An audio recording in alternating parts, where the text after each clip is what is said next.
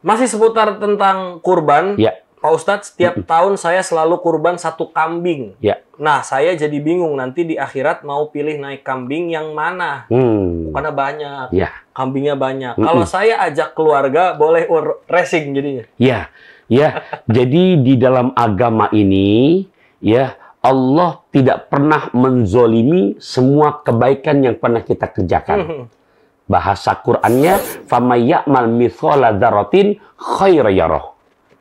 Wa may ya'mal mithqala dzarratin wa may ya'mal mithqala dzarratin syarran yarah." Ya. Engkau berbuat kebaikan, nyampe hari kiamat, Allah nggak pernah ngezolimin walaupunnya sebesar zarah. Begitupun untuk keburukan.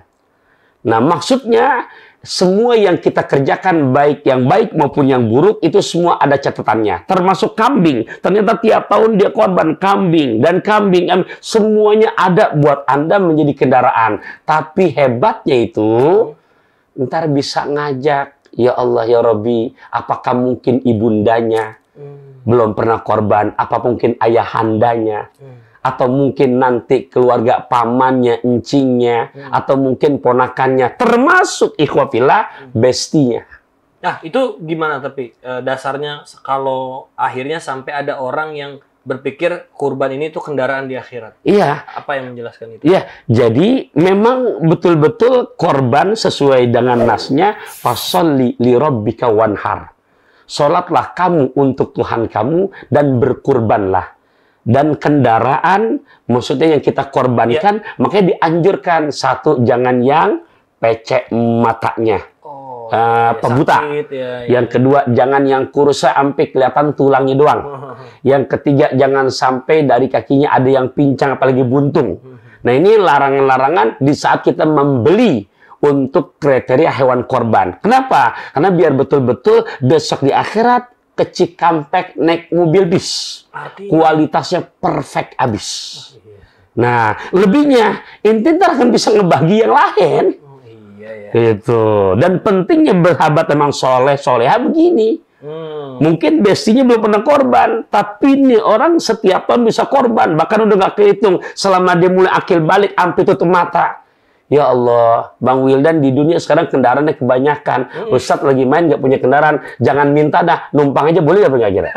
Nah, apalagi di akhirat. Tapi berarti kurban boleh diwakili atau gimana? Maksudnya? Misalnya orang tua kita belum pernah kurban, tapi kita niatin gitu. Ya, kalau begitu udah mendingan tadi pernah kita bahas tentang niat, saya kasih tahu ke panitia.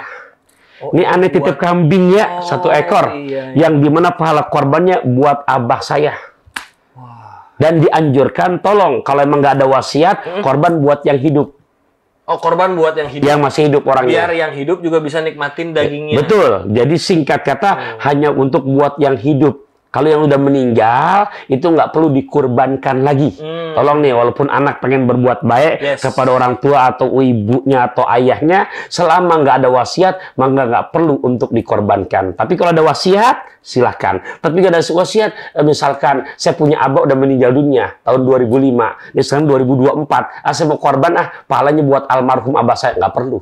Oh, tidak perlu ya. Karena kaitan korban, perintahnya berkaitan dengan sholat. Fasholli li rabbika wanhar. Nggak mungkin orang udah mati disuruh sholat. Kabur ntar yang lain.